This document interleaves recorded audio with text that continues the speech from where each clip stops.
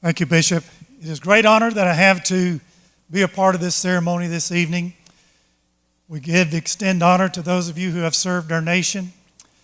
Our nation has done, over the years, a pretty good job of celebrating and those who fought in our wars, World War II, the greatest generation, who had literally saved the globe from tyranny and preserved democracy. When it came to the Vietnam era, we didn't do very well at recognizing those who served in Vietnam. Since then, we have done better in acknowledging that.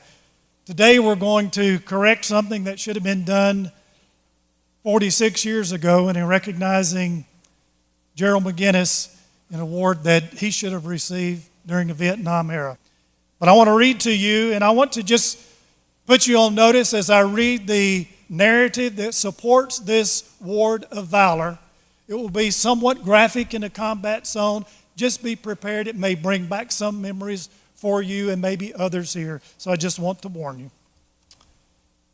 This was submitted by Major General Charles P. Stone to the United States Army headquarters. He stated, "I was commander of the 4th Infantry Division in Vietnam during 1968. This is a request for Acting Sergeant Gerald E. McGinnis to receive the Bronze Star with Valor. He served under my command at that time." For those of you who don't know, the Bronze Star with Valor means it was given in a combat zone for some action of valor in that combat zone, not just a time of service. This describes it.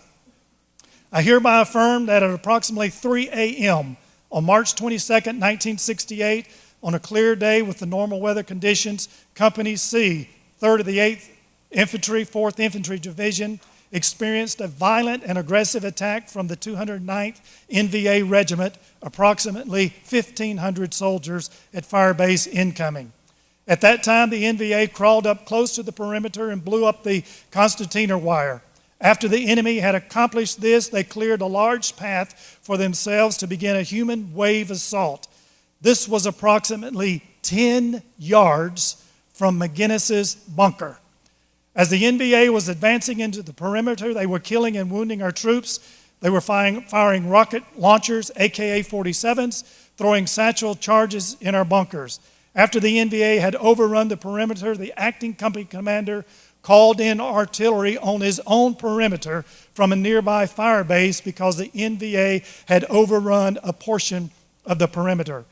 Because of this decision, the bunker beside McGinnis's took a direct hit of artillery, seriously wounding all the men inside. It is my understanding that Private Shears suffered a serious abdominal wound, that Sergeant Castello suffered a very serious injury to his right arm, and Staff Sergeant King suffered wounds to both eyes. Staff Sergeant King's head was wrapped immediately with pressor bandage and was unable to see for the rest of the battle.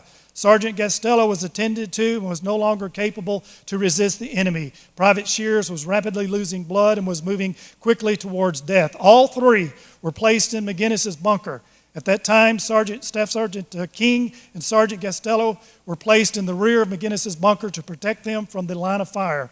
Because of his critical condition, Private Shear was laid at McGinnis's feet and hooked to an IV bag which hung on McGinnis's pistol belt for life support for the next 4 to 5 hours. The bunker the soldiers were carried out of was totally destroyed.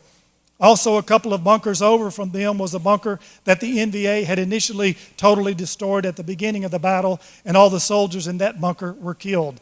This left access for the NVA to overrun a portion of the perimeter. It made a large section of the perimeter open and susceptible to being completely overrun. Therefore, McGinnis's bunker became vital to the success of the battle.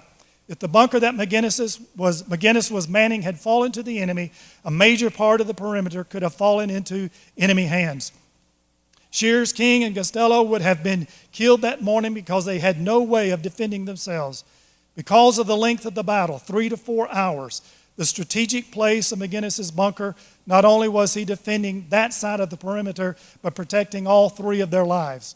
Throughout the morning, McGinnis resisted the NVA, firing approximately 1,000 rounds from his M16 that night. plus exploding all the claymore mines that were available to him and throwing approximately 30 hand grenades at the enemy. That morning when the battle was over, within a few yards of McGinnis's bunker was a large body count. My soldiers suffered through 4 recoilless rifle attacks, 43 mortar attacks, and ground attack in which the enemy was able to temporarily overrun a small portion of the perimeter. The NVA fired 375 to 482 millimeter mortar rounds into the perimeter and approximately 200 rounds of 75 recoilless rifle ammunition and fired 50 to 60 40 millimeter mortar rounds in the firebase.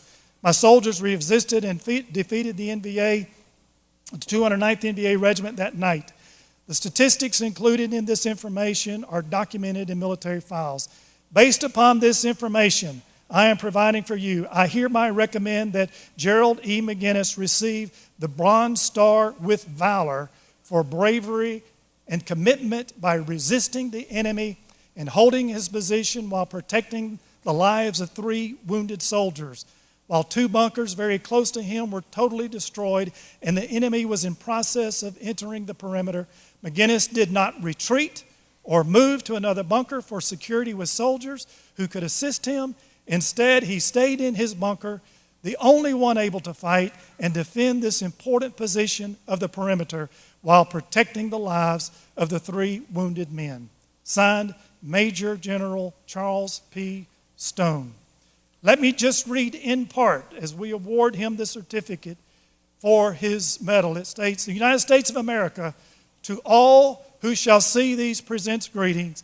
This is to certify that the President of the United States of America, authorized by executive order, has awarded the Bronze Star with V device to Sergeant Gerald E. McGinnis, 4th Infantry Division."